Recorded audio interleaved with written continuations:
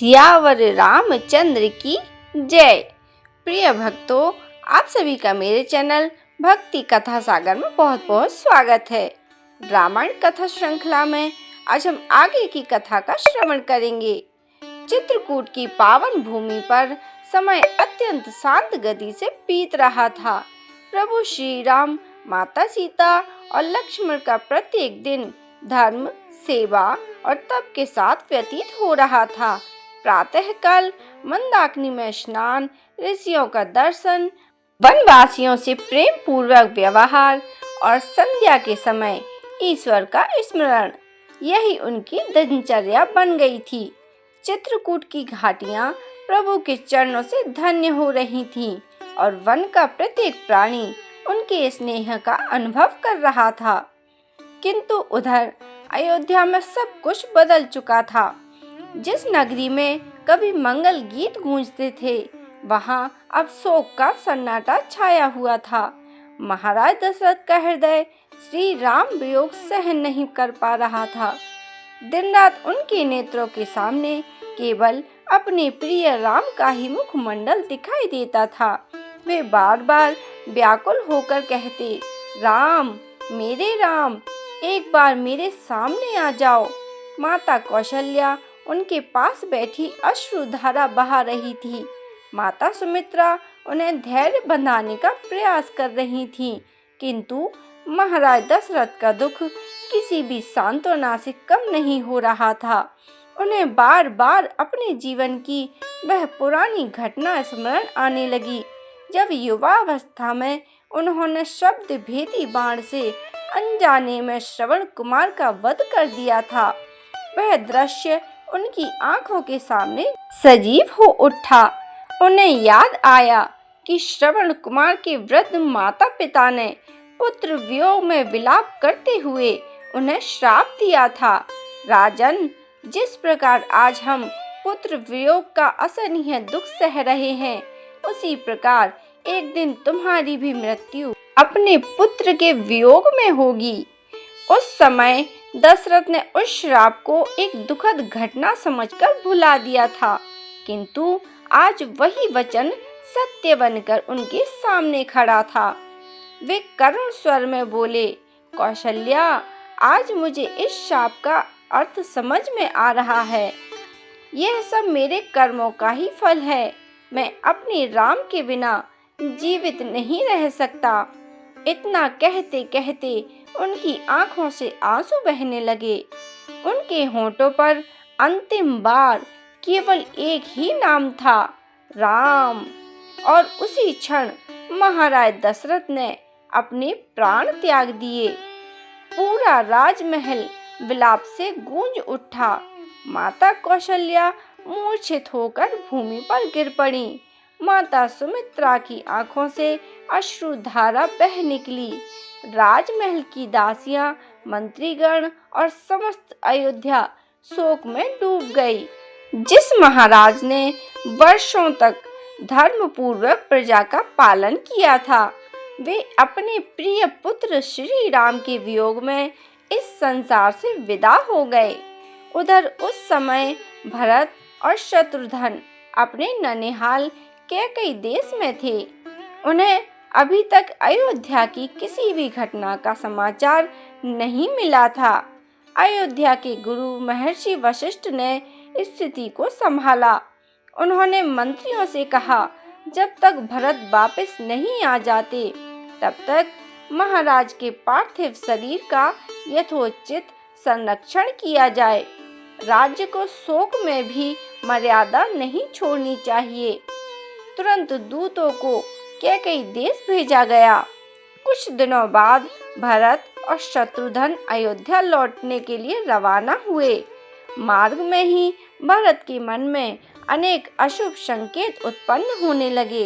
पक्षियों का असामान्य स्वर, लोगों के उदास चेहरे और मन की अनजानी व्याकुलता उन्हें बार बार विचलित कर रही थी। उन्होंने शत्रुघ्न से कहा, भाई, मेरा हृदय बहुत अशांत हो रहा है। ऐसा प्रतीत होता है कि अयोध्या में कोई बड़ा अनर्थ हुआ है। शत्रुघ्न ने उन्हें धैर्य बंधाया, किंतु उनका अपना मन भी किसी अनिष्ट की शंका से भरा हुआ था।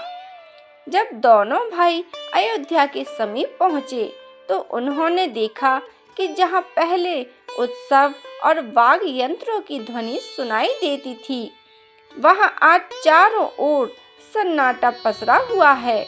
नगर के लोग उदास थे, किसी के मुख पर प्रसन्नता दिखाई नहीं दे रही थी। भरत का हृदय यह सब देखकर कांप उठा। उन्होंने रथ से उतरकर एक वृद्ध नागरिक से पूछा, महल में महाराज सकुशल तो हैं? मेरे भ्राता श्री राम कहाँ हैं? यह अयोध्या इतनी उदास क्यों है? वृद्ध की आंखों से आंसू बह निकले। उनका गला भर आया, पर वह कुछ भी बोल ना सके। भरत की व्याकुलता यह सब देखकर और भी बढ़ गई। वे तेजी से महल की ओर दौड़े। उन्हें अभी यह ज्ञात ही नहीं था कि उनके जीवन का सबसे बड़ा दुख उनका इंतजार कर रहा है, और इसी क्षण से रामायण का एक ऐसा अध्याय आरंभ होने वाला था जो भाई के प्रेम, धर्म और त्याग की सर्वोच्च मिसाल बनकर युगों युगों तक मानवता को प्रेरणा देता रहेगा। भरत का चरित्र अब अपने दिव्य स्वरूप में प्रकट होगा और संसार समझेगा कि सच्चा धर्म केवल राज्य प्राप्त करना नहीं, बल्कि धर्म और मर्यादा की रक्षा करना है।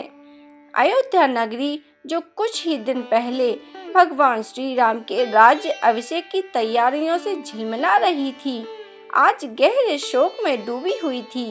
राजमहल के विशाल प्रांगण में न वाद्य यंत्रों की ध्वनि थी, न मंगल गीतों का स्वर। गलियों में सन्नाटा पसरा हुआ था। नागरिकों के मुख उदास थे और प्रत्येक नेत्र मानो किसी ऐसे प्रियजन को खोज रहे थे जिनके बिना जीवन सूना हो गया हो। महाराज दशरथ का देहवास हो चुका था और श्री राम, माता सीता तथा लक्ष्मण वन की ओर प्रस्थान भी कर चुके थे। समस्त अयोध्या पर दुख का ऐसा बादल छा गया था जिसका कोई अंत दिखाई नहीं देता था।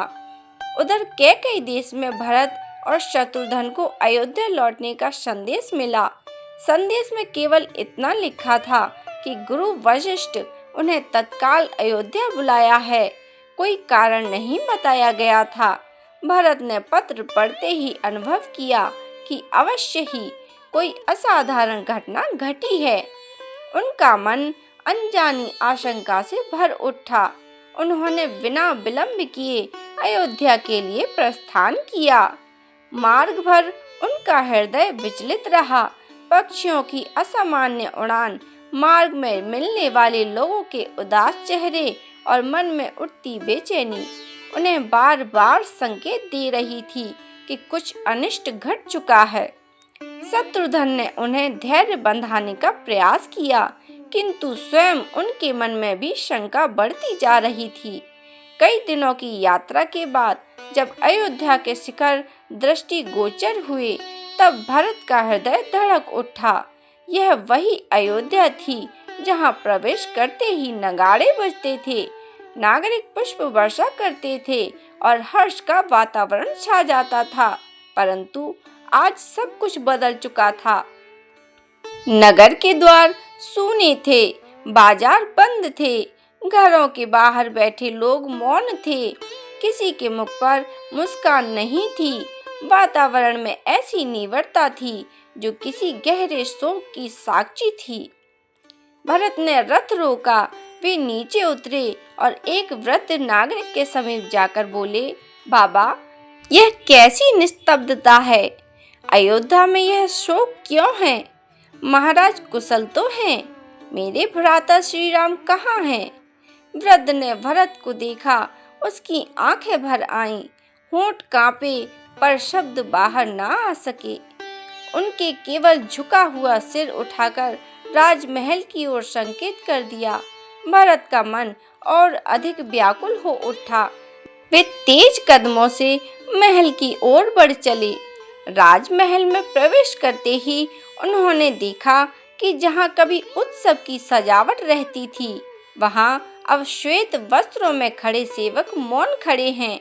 चारों ओर विलाप की ध्वनि गूंज रही थी। भरत सीधे माता कैकेयी के महल की ओर बढ़े। उन्हें विश्वास था कि माता उन्हें सब कुछ बताएगी।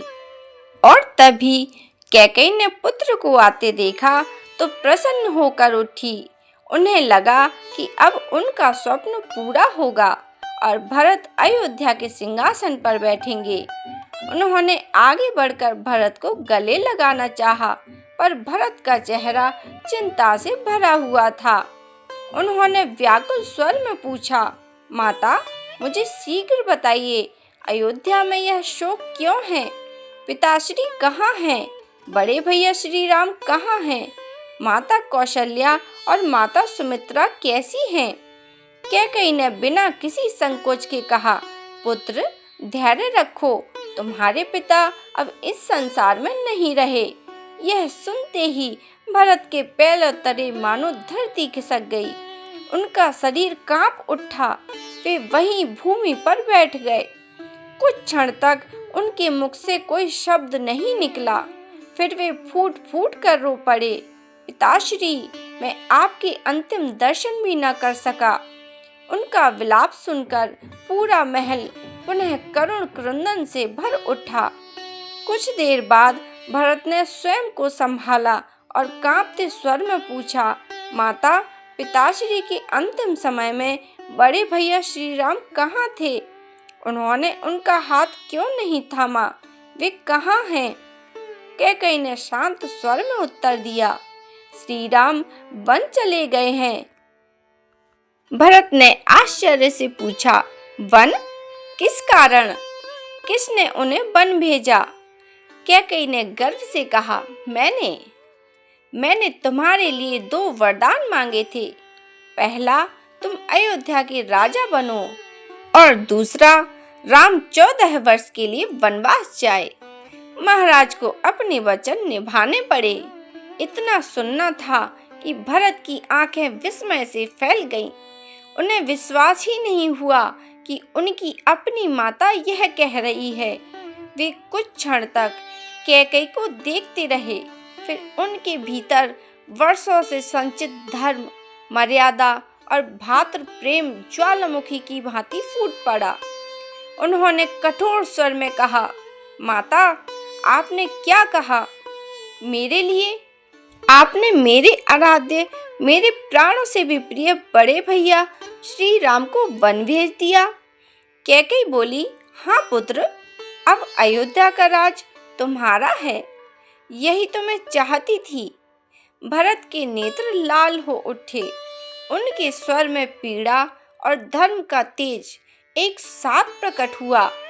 धिक्कार है ऐसे राज्य पर, धिक्कार है उस सिंहासन पर जो मेरे प्रभु श्री राम के आंसुओं के मूल्य पर मिला हो। माता, क्या आपने कभी मेरे हृदय को जाना? क्या आपको लगा कि भरत अपने बड़े भाई का अधिकार छीनकर राजा बन जाएगा? कैकेयी मौन रह गई। भरत आगे बोले, जिस श्री राम ने मुझे पुत्र से बढ़कर प्रेम दिया, जिसके चरणों की धूल मेरे लिए स्वर्ग से भी बढ़कर है, उन्हीं को आपने वन भेज दिया। आपने केवल मेरे भाई को ही नहीं, पूरे रघुकुल की मर्यादा को पीड़ा दी है। तभी कैकेयी ने समझाने का प्रयास किया, पुत्र, मैंने जो किया तुम्हारे भविष्य के लिए किया। भरत ने तुरंत उत्तर दिया, यदि मेरा भविष्य अधर्म पर आधारित हो तो ऐसा भविष्य मेरे लिए अभिशाप है। मैं ऐसा राज्य कभी स्वीकार नहीं करूंगा। उनके शब्दों में ऐसी सत्य की शक्ति थी कि महल में उपस्थित सभी लोग भाव विभोर हो उठे। कैकेयी का गर्व धीरे धीरे टूटने लगा। पहली बार उन्हें अपने कर्म की गंभीरता का अनुभव होने लगा। भरत की आंखों से आंसू निरंतर बह रहे थे। वे बोले, माता, आपने मुझे संसार का सबसे बड़ा अपराधी बना दिया। लोग कहेंगे कि भरत ने राज्य पाने के लिए श्री राम को वन भिजवा दिया। मैं इस कलंक के साथ कैसे जीवित रहूं? इतना कहकर वे तेजी से माता कौशल्या के महल की ओर दौड़े। उनके मन में केवल एक ही इच्छा थी, माता कौशल्या के चरणों में गिरकर स्वयं को निर्दोष सिद्ध करना। जब वे कौशल्या के कक्ष में पहुंचे तो देखा कि वे शोक में डूबी हुई थी। उनके नेत्र रो रो कर लाल हो चुके थे। भरत उन्हें देखते ही उनके चरणों में गिर पड़े और बिलखते हुए बोले, माता, यदि इस वनवास में मेरा तनिक भी दोष हो तो मुझे जीवन भर कभी सुख न मिले। मैं शपथ पूर्वक कहता हूँ कि मुझे वन घटनाओं का किंचित भी ज्ञान नहीं था। माता कौशल्या ने भरत के सिर पर हाथ रखा। उन्होंने देखा कि भरत का विलाप किसी अपराधी का नहीं बल्कि उस पुत्र का था जिसका हृदय श्री राम के प्रेम से भरा हुआ था। उन्होंने भरत को उठाकर अपने हृदय से लगा लिया। उस क्षण महल में उपस्थित प्रत्येक व्यक्ति की आंखें नम थीं।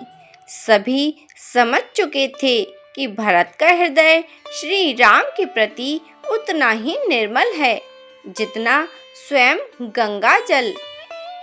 किंतु भरत के मन में अब एक ही संकल्प जन्म ले चुका था।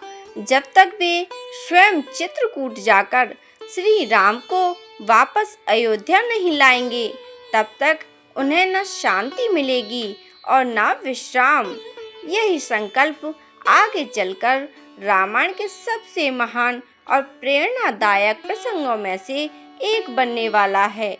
तो भक्तों, यह कथा यहीं समाप्त होती है।